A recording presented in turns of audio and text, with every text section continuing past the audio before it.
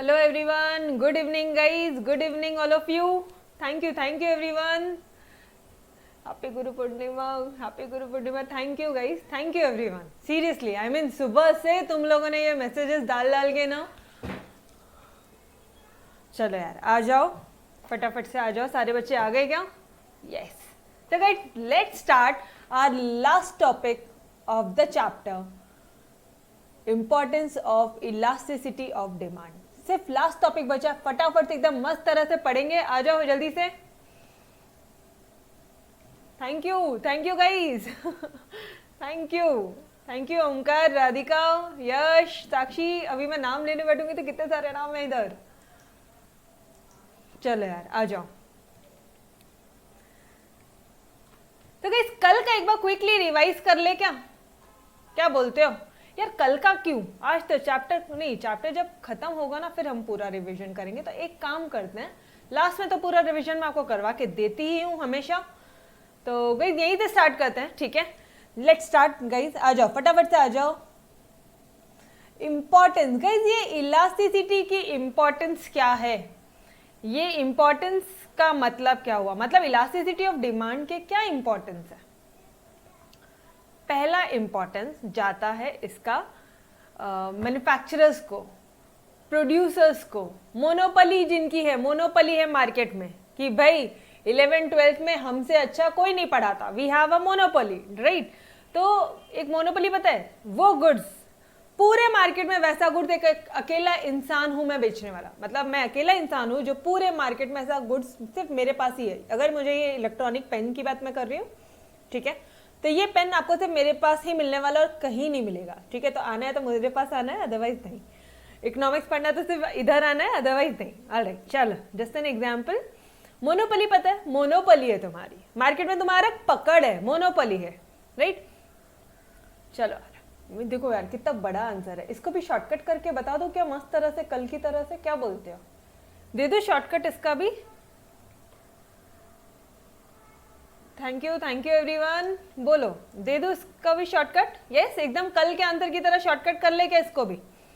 चलो, elasticity of demand का सबसे मेन इंपॉर्टेंस है, मेन इंपॉर्टेंस जाता है आपके प्रोड्यूसर को. किसको जाता है? प्रोड्यूसर को. क्यों भाई प्रोड्यूसर को क्यों जाता है? प्रोड्यूसर को क्यों जाता है सबसे मेन इंपॉर्टेंस? इसका काम क्या है? जब ये गुड्स प्रोड्यूस करेगा ना तो क्या प्राइस फिक्स करेगा. अब मुझे एक बात बताओ, दो टाइप के गुड्स होते हैं. एक जिसकी डिमांड ऐसे के ऐसे ही है, एक जिसकी डिमांड इन इलास्टिक है. ऐसे गुड जिसकी डिमांड इन इलास्टिक है, ऐसे गुड्स है जिसकी डिमांड, वापस से बोलो, जिसकी डिमांड इन इलास्टिक है, इसका क्या प्राइसेस होना चाहिए? और ऐसे गुड्स है जिसकी डिमांड बढ़ती और कम रहती है. प्रोड्यूसर के एंगल से सोचो. ऐसे गुड जिसकी डिमांड इन इलास्टिक है उसके लिए वो ज्यादा प्राइस चार्ज करेगा, वो हायर प्राइस चार्ज करेगा. यस और नो? इन इलास्टिक गुड्स के लिए, अरे जिसकी डिमांड इतनी तो इतनी चाहिए ही, मतलब खाने के लिए खाना चाहिए, अनाज चाहिए, पहनने के लिए कपड़े चाहिए, तो इतने तो चाहिए ही चाहिए, ठीक है? तो ये क्या हो गया guys? In elastic good. In elastic goods मतलब क्या बोलूं मैं? ईडी लेस देन 1 बोलूं? ये तो आप कर ही लोगे. ये सुनो, ईडी ग्रेटर देन 1, ये सब किस्सा तो आपको आता ही है. सिर्फ ये पार्ट पे आओ, इतने पार्ट पे आओ. और जिसकी डिमांड बढ़ती है कम होती है उसकी प्राइस क्या रहेगी पता है आपको? उसकी प्राइस लो रहेगी. और इसकी प्राइस क्या रहेगी? हायर रहेगी. समझ में आया क्या एवरीवन? देखो अब आ जाओ फटाफट से नोट्स में आ जाओ. एक तरफ चार्ट्स बन रहे, एक तरफ नोट्स हो रहा है अपना, ठीक है? Every producer has to decide, हर एक प्रोड्यूसर को डिसाइड करना होता है the selling price of his product. हर एक प्रोड्यूसर को डिसाइड करना होता अपना कि वो किस प्राइस पे गुड्स को बेचेगा.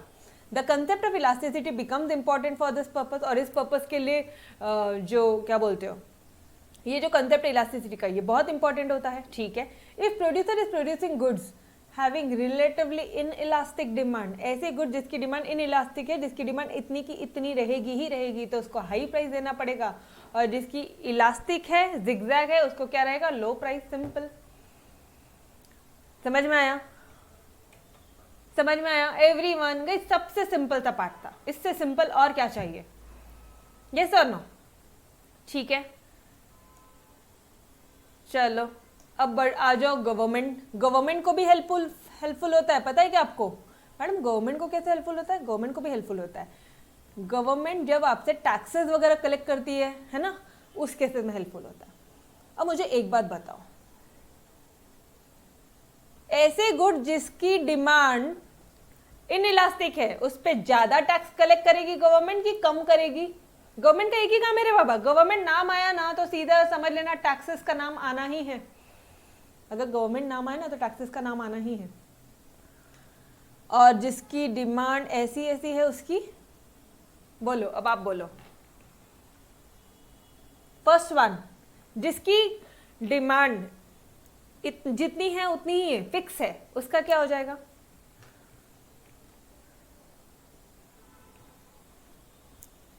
बोलो। गवर्नमेंट टैक्स ज्यादा कलेक्ट करेगी या कम करेगी? ज्यादा या कम? High tax, high tax. Very good, very good, very good. क्यों हाई टैक्स? अरे बाबा, जिसकी डिमांड फिक्स है उसी पे तो इनकम आनी है गवर्नमेंट को, वरना गवर्नमेंट का दिवाला निकल जाएगा। Yes sir no? समझ में आया? आपको पता है, गवर्नमेंट को पता है कि ये जो गुड्स है ये लोगों ने खरीदना ही है। ये जो गुड्स है ये ऐसे गुड्स है जो लोगों ने खरीदना ही है, और अगर लोगों ने खरीदना है तो इस पे हायर टैक्स। समझ रहे एवरीवन?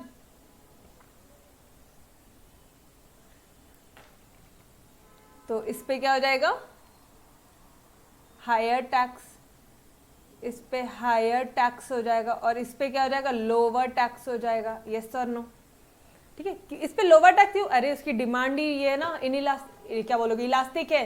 मतलब अगर तुमने उस पर ज्यादा टैक्स लगाया ना तो लोग डिमांड करना कम कर देंगे।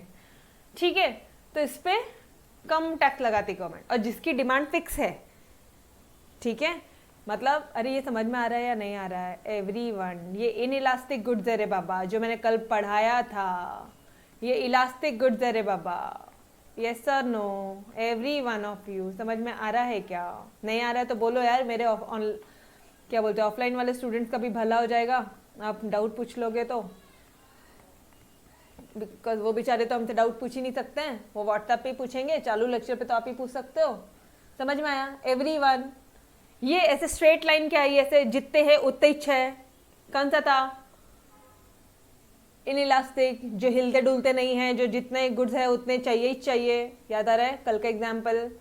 ठीक है, और ये वाला क्या था? Elastic goods. Done everyone? ठीक है, ये लो सेकेंड पॉइंट भी हो गया। चलो आ जाओ, रीड करेंगे नोट्स में से। The taxation policy of the government is based on the concept of elasticity of demand. वो elasticity of demand के concept पे based है। ठीक है, the government charges, जो government है वो higher tax charge करेगी relatively inelastic demand पे। ये ED less than 1 और ED greater than 1 ये तो अब आप लिख सकते हो। yes or no? इतना ही है तो ED less than 1, और अगर zigzag है तो ED greater than 1। yes? okay. तो this help the government to earn higher revenue. अच्छा, क्यों ऐसा करती है गवर्नमेंट मैडम? जो गुड्स की डिमांड फिक्स है, जो गुड्स हमें इतना जरूरी है, हमें चाहिए ही चाहिए, उसी पे वो लोग ज्यादा टैक्स कलेक्ट करते हैं। हाँ, क्योंकि उन्हें भी कमाना है, उन्हें भी हायर रेवेन्यू जनरेट करना है। ठीक है, उन्हें भी इकोनॉमी का डेवलपमेंट करना है, उन्हें भी आपके लिए इंफ्रास्ट्रक्चर वगैरह बनाना है। ठीक है, okay. And also keep the consumption of goods in control. अच्छा, उसके अलावा अलावा अलावा ना कि सिर्फ रेवेन्यू पर्पस के लिए, बल्कि कई बार ऐसा होता है कि आपको वो गुड्स ज्यादा कंजम्पशन नहीं करने देना है, इसलिए ना वो लोग हायर टैक्सेस चार्ज करते हैं। फॉर एग्जाम्पल, जैसे कि तुमने तुम्हारी डिमांड, वो जो कल वाला अपना वो शराबी था, वो तो 10 बॉटल पीता ही है ना, तो ले रे भाई टैक्स दे, तो तुम हायर टैक्स दो ताकि तुम कम पियो। समझ में आ रहा है? उसको ऐसे और कोई जरिया नहीं है उसको रोकने के लिए, सीधा गवर्नमेंट को ही आना पड़ता है उसको रोकने के लिए। समझ में आ रहा है? सिगरेट पीने की आदत हो गई है तो गवर्नमेंट ने उसके टैक्स रेट्स बढ़ा दिए, लो पियो अभी। समझ में आ रहा है? Yes sir no? और ऐसे गुड्स जिसकी डिमांड क्या है? इलास्टिक है, जिसकी डिमांड इलास्टिक है उसके लिए लोअर टैक्स। Done everyone? मतलब ईडी क्या हो जाएगा? Greater than 1। समझ में आया? Yes, okay. थर्ड वाला पार्ट, मुझे एक बात बताओ ना, इसका जो इम्पोर्टेंस है, ठीक है, जो अभी आप इलास्टिसिटी का जो इम्पोर्टेंस पढ़ रहे हो, उसका इम्पोर्टेंस आपके फैक्टर प्राइसिंग पे भी है। फैक्टर्स मतलब क्या बताया था मैंने आपको? फैक्टर्स मतलब क्या होते हैं? Land, labour, capital, entrepreneur. याद आ रहा है क्या? रवीप याद आ रहा है? Every one of you, lucky पे रवीप, ऐसा एक शॉर्टकट था अपना, लकी पे रवीप। कैपिटल को के से डिनोट करते हैं तो मैंने के लिखा था, लकी पे रवीप। Land, labour, capital and entrepreneur के लिए rent, wages, interest, profit. Yes, ठीक है। अब मुझे एक बात बताओ, जो लेबर है ना, वो बहुत स्किल्ड लेबर है, बहुत स्किल्ड लेबर है। वो बोलता है कि भाई मैं काम करूंगा, मैं तुमको परफेक्शन से काम करके देता हूँ। यस और नो? मेरे से काम कराना है तो इतना पैसा देना पड़ेगा, नहीं तो फिर जाओ किसी और से काम करवा लो। समझ रहे हो? वर्कर कैन डिमांड, जो वर्कर है कैन डिमांड हायर प्राइस अगर जो वो गुड्स प्रोड्यूस कर रहा है उसकी डिमांड इन इलास्टिक है। अगर उसकी demand if and only if, worker कब ज्यादा प्राइस चार्ज करेगा? अगर उसकी डिमांड इन इलास्टिक है, जितना चाहिए उतना चाहिए मैडम, तो वो ज्यादा प्राइस चार्ज करेगा। अब ना हमेशा आप ये ध्यान रखो, अगर जितना चाहिए उतना चाहिए ना, तो लोग आपको लूटेंगे। गवर्नमेंट ज्यादा टैक्स लगाएगी, सेलर ज्यादा, प्रोड्यूसर ज्यादा प्राइस चार्ज करेगा, वो जो फैक्टर्स है ना, वो जो वर्कर है वो भी ज्यादा पैसा लगाएगा, वो भी ज्यादा चार्ज करेगा। और तो और जो सॉफ्टवेयर इंजीनियर है वो बोलता है भाई मैं बहुत स्किल हूं, अगर तेरे को मेरे से सॉफ्टवेयर बनाना है या आपको चाहिए मैं आपकी कंपनी में आके काम करूं, ठीक है, तो ज्यादा सैलरी देना ही पड़ेगा, क्योंकि उन्हें भी पता है कि हमारे बगैर उनकी कंपनी में काम नहीं होना है। समझ में आ रहा है? Yes sir no? कब? लेकिन रिलेटिवली इन इलास्टिक गुड्स के केस में, ऐसे गुड जिसकी डिमांड इन इलास्टिक है, उसके लिए लोग हायर प्राइसेस चार्ज करेंगे। समझ में आ रहा है कंसेप्ट? हर जगह वही है, हर जगह वही है, ठीक है। चलो आ जाओ। फैक्टर प्राइसिंग के लिए क्या बोलोगे? फैक्टर प्राइसिंग के क्या बोलोगे? ऐसे गुड जिसकी डिमांड इन इलास्टिक है, क्या बोलोगे?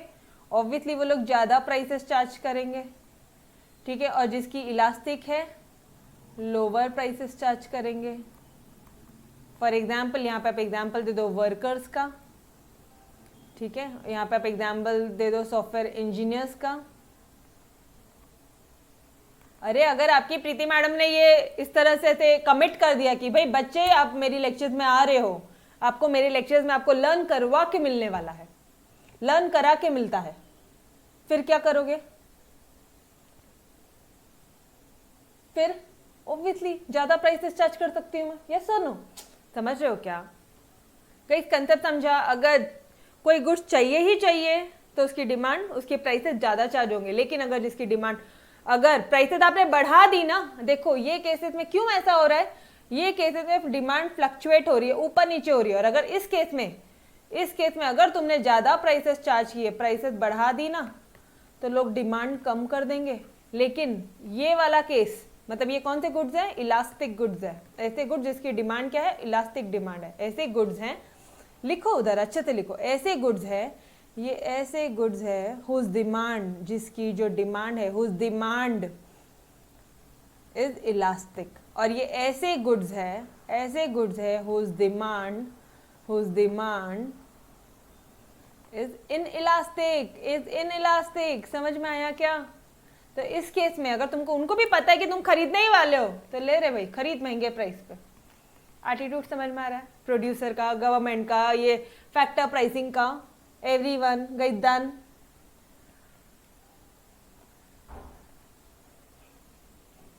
ये 3 पॉइंट सभी को समझ में आए? Line by line, word by word भी समझ में आया? कोई भी वर्ड अगर नहीं समझ में आ रहा है तो बोलो बेटा, पूछ लो। ये लो, ये है फैक्टर्स का। Any doubt to anybody? Any doubt to anybody?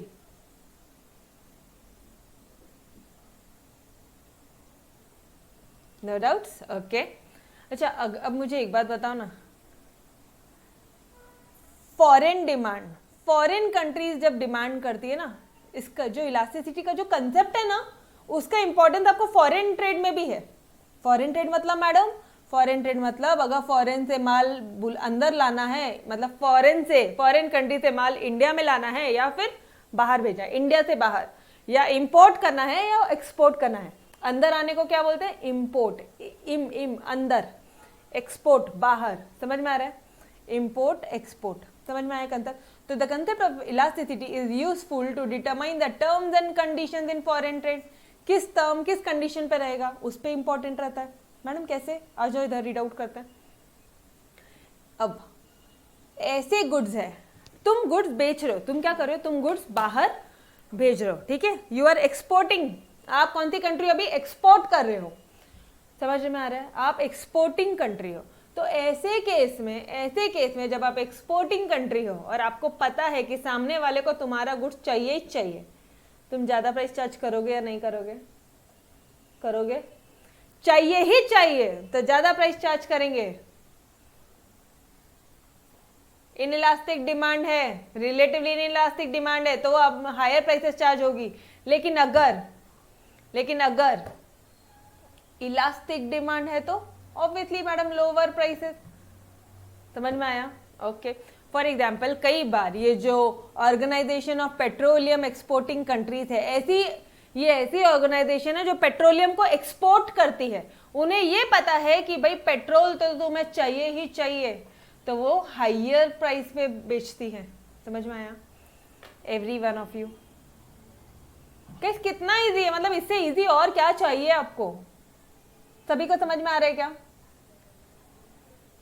बस अब आ जाओ फटाफट से। मुझे अब एक बात बताओ, पब्लिक यूटिलिटीज। अच्छा रुको, इसको एक बार ये तो कर लेते। फॉरेन ट्रेड को लिखना नहीं है क्या? नोट्स नहीं बनानी अपनी? सब में सेम चीज है, सब में सेम चीज है।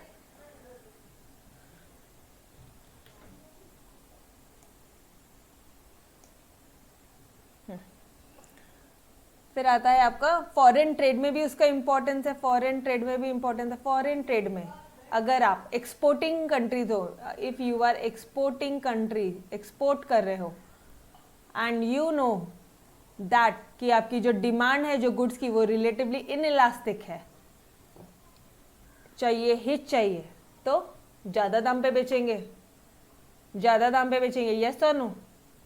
तो प्राइसेस बढ़ेगी। और अगर डिमांड रिलेटिवली इनइलास्टिक है, मतलब अगर देखो, अगर तुमने ना प्राइसेस बढ़ा दिया, तुम्हारे गुड्स की डिमांड क्या है? रिलेटिवली इलास्टिक है। मतलब रिलेटिवली इलास्टिक मतलब क्या होता है? अगर प्राइसेस, अरे 20/10 याद आ रहा है क्या?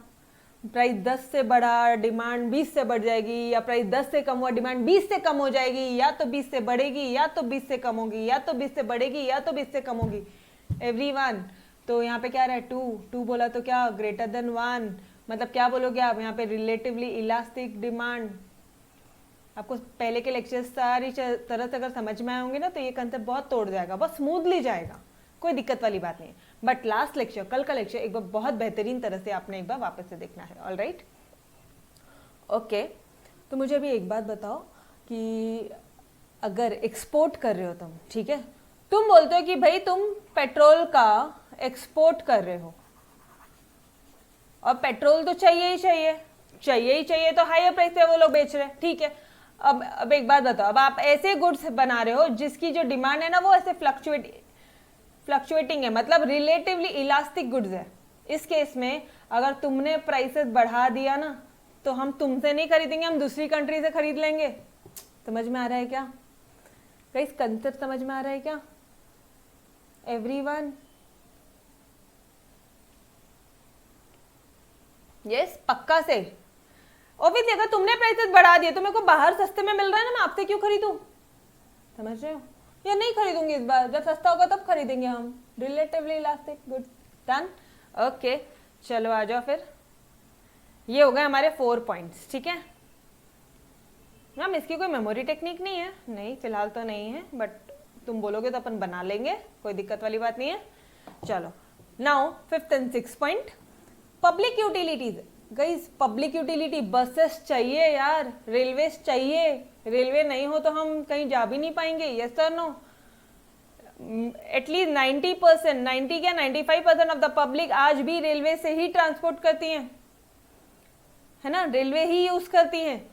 चलो आ जाओ नाउ वेरियस पब्लिक यूटिलिटीज, बहुत सारी जो पब्लिक यूटिलिटीज है, जैसे कि बस से अगर ट्रांसपोर्ट किया आपने, अगर आपने रेलवे से किया, अगर आपने वाटर सप्लाई की बात किया, तो मुझे बताओ बस चाहिए ही चाहिए, रेलवे चाहिए ही चाहिए, water supply, dear water supply चाहिए ही चाहिए। तो क्या लोग क्या करेंगे, प्राइसेस क्या करेंगे, हायर चार्ज करेंगे। लेकिन लेकिन लेकिन लेकिन गवर्नमेंट तुम पे ना इंसाफी नहीं होने देगी, गवर्नमेंट लोगों को ज्यादा प्राइस चार्ज करने नहीं देगी। गवर्नमेंट ने ये सारे सेक्टर अपने हाथ में रखे हैं और गवर्नमेंट आपको सब्सिडाइज करती है। समझ में आ रहा है?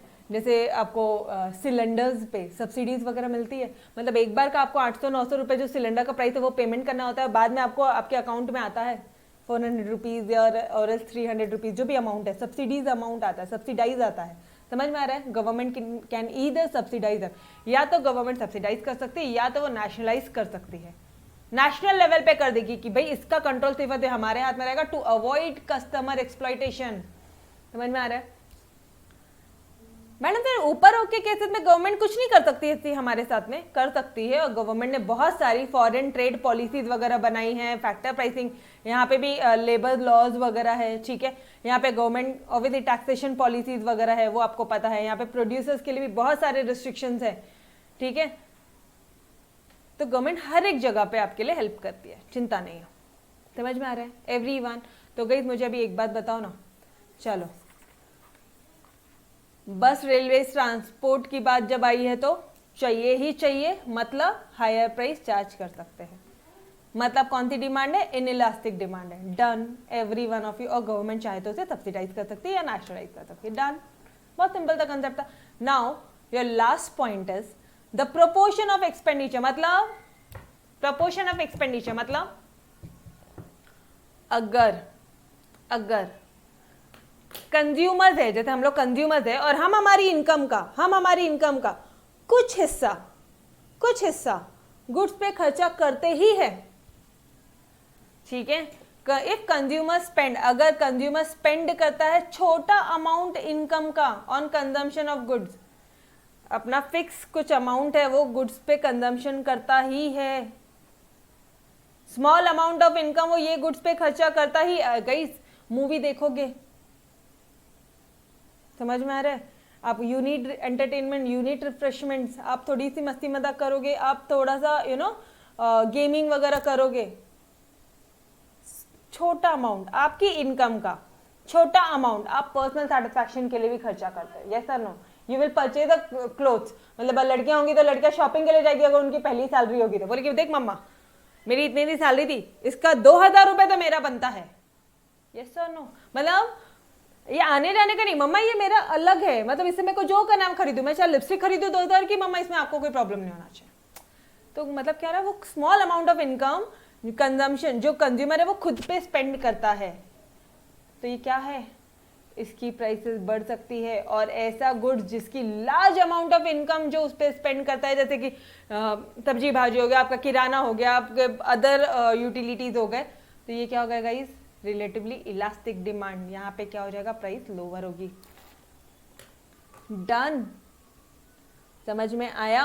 कितना सिंपल था, मतलब आज भी, आज का लेक्चर भी एक स्ट्रेट लाइन और एक जिगजैग लाइन में खत्म, थर्ड, ठीक है, बहुत स्मूथ वे में हो गया यार। चलो आ जाओ, लास्ट के 2 पॉइंट्स क्या थे, पब्लिक यूटिलिटीज और पब्लिक एक्सपेंडिचर। चलो आ जाओ फटाफट से आ जाओ, नोट्स बना लो अपनी।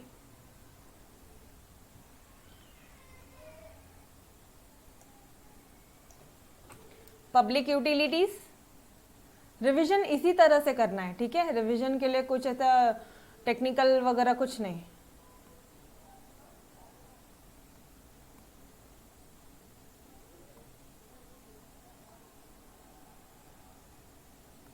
पब्लिक यूटिलिटीज और proportion of expenditure, proportion of expenditure मतलब खर्चा, किसका खर्चा, ऑब्वियसली कंज्यूमर। अगर पब्लिक यूटिलिटीज जैसे कि रोड, रेलवे, ट्रांसपोर्ट चाहिए ही चाहिए तो प्राइसेस बढ़ जाएगी, लेकिन प्राइसेस बढ़ेगी, ये रिलेटिवली इनइलास्टिक गुड्स है, लेकिन यहाँ पे प्राइसेस बढ़ाओ पहले, बट जो गवर्नमेंट है वो या तो आपको सब्सिडाइज कर देगा या तो वो नेशनलाइज कर देगा, ठीक है। यहाँ पे ये लाइन लिखना जरूरी है, समझ में आया क्या? और प्रपोर्शन ऑफ एक्सपेंडिचर में क्या बोलेंगे हम लोग? प्रपोर्शन ऑफ एक्सपेंडिचर मतलब अगर कंज्यूमर इतना पार्ट खर्चा करता ही है तो ऑब्वियसली गाइस हायर प्राइस, और अगर उसका लार्ज अमाउंट मतलब एक तरफ है कि वो स्मॉल अमाउंट खर्चा करना ही है और एक तरफ है कि वो अपनी इनकम का लार्जर अमाउंट, लार्जर इनकम, यहाँ पे एक काम करो इसको ऐसे मत करो, इसको ऐसे लिख लो कि भाई small portion of income, small portion of income, तो फिर क्या हो जाएगा? प्राइसेस क्या हो जाएगी? हायर हो जाएगी। और यहाँ पे ऐसे बिग डायग्राम बना दो, स्मॉल पोर्शन ऑफ इनकम और लार्ज पोर्शन, अब लिख दो लार्ज पोर्शन, ठीक है। अब लार्ज पोर्शन ऑफ इनकम में कंज्यूमर अगर कुछ एक बड़ा अमाउंट खर्चा कर रहा है तो वो ऑब्वियसली 2 से 3 दुकान देखेगा जहां पे सस्ता मिल रहा है। अगर तुमने प्राइसेस ज्यादा चार्ज कर दी ना तो हम सस्ते वाले शॉप में जाएंगे, रीजनेबल वाले शॉप में जाएंगे, हम आपको छोड़ देंगे। तो गाइस क्या हो रहा है यहाँ पे? आपको प्राइसेस लोअर करनी ही पड़ेगी। समझ में आ रहा है क्या? Every one of you done? Every one, चलो यार आ जाओ फटाफट से। फर्स्ट पॉइंट में हमने क्या देखा था कि प्रोड्यूसर है, producer relatively inelastic goods के लिए प्राइसेस बढ़ा देगा, और ऐसे गुड्स है जिसकी डिमांड फ्लक्चुएट होती है, जो रिलेटिवली इलास्टिक गुड्स है उसका प्राइसेस लो रखेगा। गवर्नमेंट भी सेम पार्ट, गवर्नमेंट भी सेम चीजें करेगी। जो इन इलास्टिक गुड्स है उसके लिए हायर टैक्सेस, जो इलास्टिक है उसके लिए लोअर टैक्स। फिर आता है आपका फैक्टर प्राइसिंग। अगर आपको मेरे से काम करवाना है और अगर ठीक है जो डिमांड है जो गुड्स की, मतलब आपको लेबर क्या बोलते हैं कि I charge higher amount if the demand for goods is relatively inelastic, और अगर वो लोअर चार्ज करेगा अगर इलास्टिक है। Done everyone? यहाँ पे एग्जांपल दे दो, सॉफ्टवेयर इंजीनियर और वर्कर्स का। लेबर बोलो वर्कर्स बोलो एक ही बात है। अच्छा, फॉरेन ट्रेड में क्या बोलोगे? अगर आप एक्सपोर्टिंग कंट्री हो और अगर आप एक्सपोर्ट कर रहे हो और आपको पता है कि जो गुड्स है वो सामने वाली कंट्री को चाहिए ही चाहिए तो प्राइसेस बढ़ा देंगे, अगर नहीं चाहिए तो फिर कम, ठीक है। पब्लिक यूटिलिटीज में बढ़ा सकते हैं, लेकिन यहाँ पे गवर्नमेंट बैठा है टू सब्सिडाइज और नेशनलाइज। और प्रोपोर्शन ऑफ एक्सपेंडिचर में क्या बोलोगे कि अगर छोटा सा पोर्शन, अरे अगर छोटा पोर्शन तुम खर्चा करने के लिए रेडी हो ब्रांडेड क्लोथ्स के लिए या फिर आप आपकी खुशियों की चीजों के लिए, तब आप पे हायर प्राइसेस चार्ज होगा। और जिस चीजों में आप खर्चा करते ही हो, लाइक एक लार्जर इनकम आप उस गुड्स पे खर्चा करते हो, तो वो क्या हो जाएगा गाइस? वो क्या हो जाएगा? बोलो ना। प्राइस कम होगी उसकी, क्योंकि अगर आपने गुड्स की प्राइसेस बढ़ा दी तो हम दूसरी जगह से जाके खरीद लेंगे। Done everyone? अब मुझे बताओ, अब आपको पॉइंट्स याद नहीं हो रहे क्या? पहला है producer, government, factor pricing, foreign trade, public utility, proportion of expenditure. हुआ ये वाला पार्ट? मैडम नहीं हो रहा, चलो आ जाओ। अगर नहीं हो रहा ना तो इसका कुछ एक मेमोरी टेक्निक अगर आप चाहो तो बना सकते हो। प्रोड्यूसर, ठीक है, गवर्नमेंट। गाइस इतने दिनों तक ना घर पे रह रहे के ना लिटरली बोर हो गए, पता है क्या मैडम? मम्मा सीरियसली पुणे जाने दो, मस्त पीजी में रहेंगे, ऐश करेंगे, ठीक है। पीजी में जाके तो लिटरली फुर्र हो जाएंगे, मतलब इस तरह से कोई मेमोरी टेक्निक बन रहा है। पीजी, पी से प्रोड्यूसर, पी से government, alright. Factor pricing, foreign trade,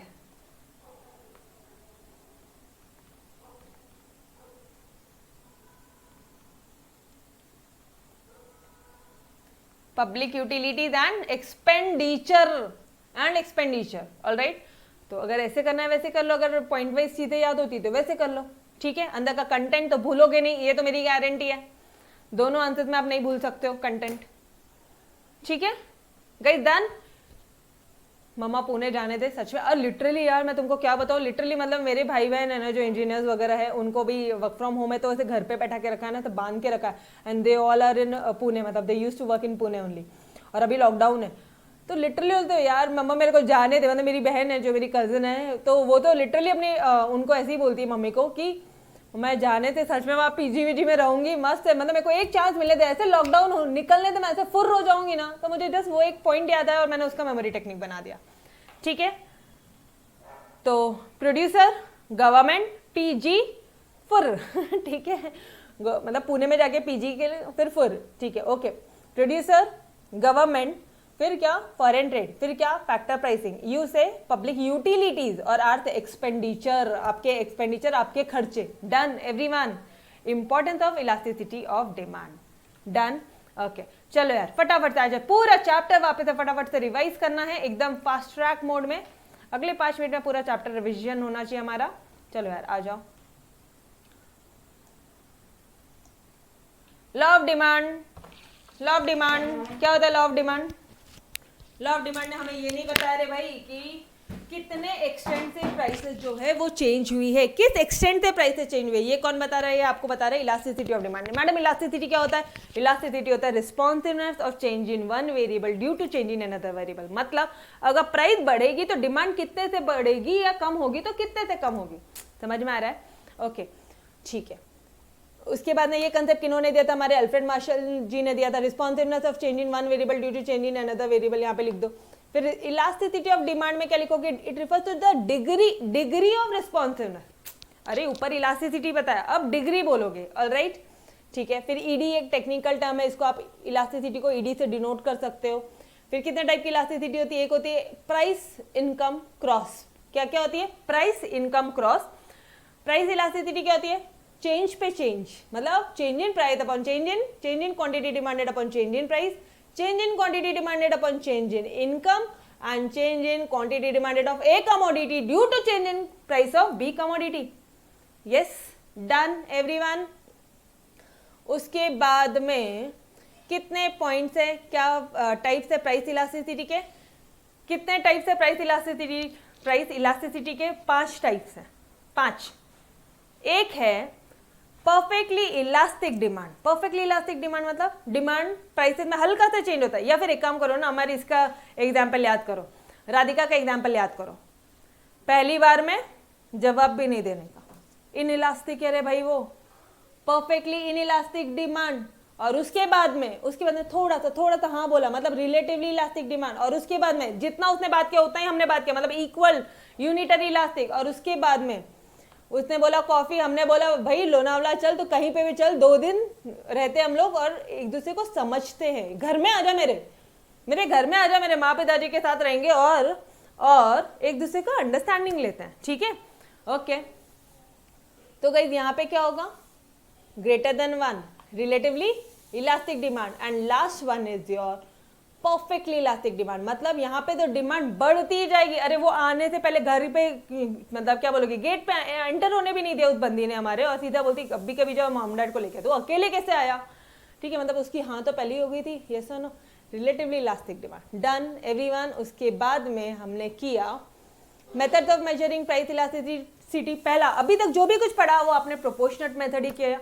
अभी तक आपने जो भी कुछ मैंने आपको पढ़ाया था वो रेशियो मेथड ही पढ़ाया था। ठीक है, परसेंटेज मेथड ही पढ़ाया था, मतलब चेंज पे चेंज, वो वाला पार्ट। अच्छा ऑब्वियसली गाइस, प्राइस इलास्टिसिटी है तो percentage change in quantity demand upon percentage change in price आएगा। ठीक है, अब क्या क्या मेथड्स है? तो खर्चे वाला मेथड। खर्चे वाले मेथड में क्या बोलोगे? खर्चा, अभी का खर्चा बड़ा है और पहले का खर्चा कम था, तो रिलेटिवली इलास्टिक। दोनों इक्वल है तो यूनिटरी, और ये कम है और ये ज़्यादा है तो पहले वाला ज़्यादा है, अभी वाला कम है तो relatively inelastic. And point method, geometric method, ये हमने किया था, जिसमें एक लीनियर डिमांड कर्व है। ठीक है, और फिर नॉन लीनियर डिमांड कर्व है। लीनियर डिमांड कर्व में आप पॉइंट इलास्टिसिटी निकाल सकते हो। एवरीवन, पॉइंट इलास्टिसिटी कैसे निकालोगे? अगर लीनियर डिमांड कर्व है तो इस पॉइंट पे इक्वल टू 1, इस पॉइंट पे ग्रेटर देन 1, इस पॉइंट पे इन्फिनिटी, इस पॉइंट पे लेस देन 1, इस पॉइंट पे 0। इधर से बढ़ेगा, इधर से कम होएगा। और शॉर्टकट ले लो। अच्छा, नॉन लीनियर डिमांड कर्व में सिर्फ और सिर्फ 3 टाइप है भाई। नॉन लीनियर, ऐसा कॉन्वेक्स टू ओरिजिन, ऐसे एक ऐसी लाइन बनाओ जो टच करके जाती है, एक टैंजेंट लाइन बनाओ, और यहाँ पे greater than 1, equal to 1, infinity. पहले इक्वल टू लिख लो, इसके ऊपर बढ़ेगा, इसके ऊपर बढ़ेगा और इसके नीचे कम होगा। तो अगर आपने ऐसा डिमांड कर्व बनाया है जो टच करके जाता है, तो इस पॉइंट पे इक्वल टू 1, इस पॉइंट पे ग्रेटर देन 1 और इस पॉइंट पे लेस देन 1। डन एवरीवन, सारी चीजें याद आ रही है। और फिर कल हमने क्या चीजें पढ़ी है, फटाफट से सारी चीजें रिकॉल करते हैं।